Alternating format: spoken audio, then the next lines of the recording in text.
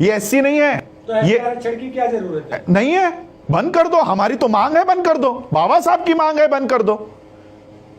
बाबा साहब ने कहा था 10 साल के लिए दिया है, 10 साल के बाद बंद कर दो, बंद कर दो और हमको हमारा सेपरेट इलेक्ट्रेट दो। बाबा साहब ने सेपरेट इलेक्ट्रेट की मांग की थी।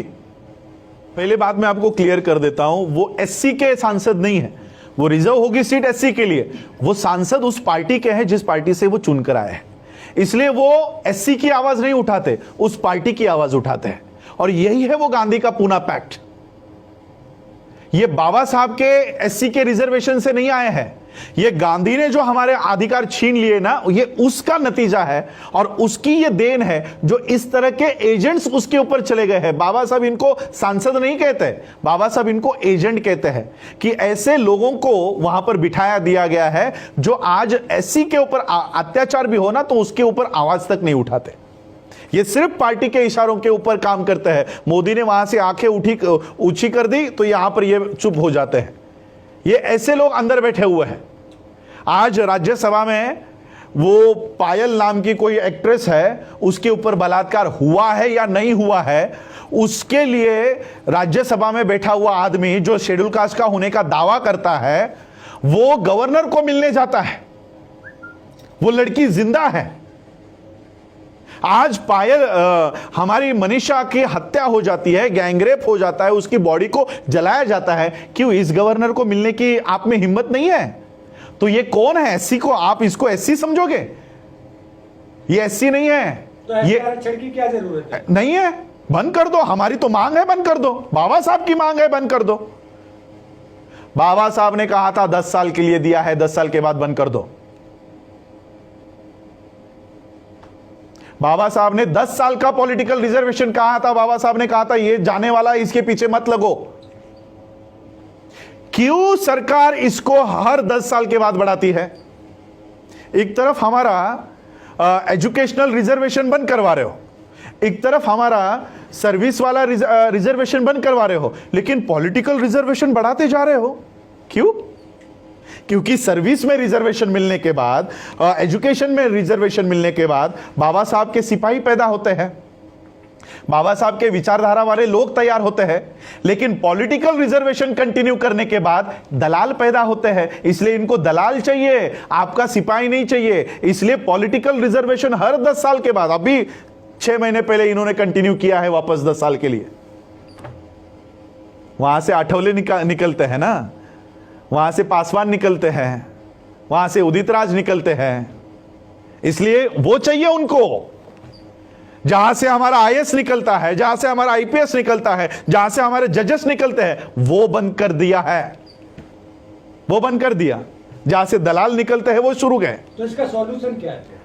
बंद कर दो और हमको हमारा सेपरेट इलेक्ट्रेट दो। बाबा साहब ने सेपरेट इलेक्ट्रेट की मांग की थी। आज एससी के सीटों पे कौन चुनाव वोट डालते हैं? और जो हिंदू फेवर का हो, ब्राह्मण फेवर का हो, उसी को एससी का गधा चुनकर आ सकता है, लेकिन एक कर्तव्यगार व्यक्ति एससी के सीट से चुनकर नहीं आ सकता। कितनी एससी के सीट्स है मुझे बताओ कि बीएसपी जीतकर आई है? सारे एससी के सीटों पे बीजेपी जीत के आई है। तो कहां है ये? क्या बीजेपी एससी की पार्टी है? क्या डिसीजन मेकिंग में एससी का कोई भी एक आदमी बीजेपी के उस बॉडी पर है?